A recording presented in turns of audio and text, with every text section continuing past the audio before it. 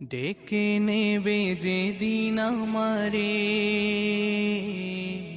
তোমার প্রিয় কি করবা? এবার বুকের কাছে ধরে সুবহানাল্লাহ 50 বার। ওই পাটা সোজা থাকবে। হায়াতে হ্যাঁ, ওটা সোজা। ফোরালে তো কাছে নিয়ে আসবে। হ্যাঁ, কি করবা? সুবহানাল্লাহ 50 বার পড়বা। ঠিক আছে? গেরা।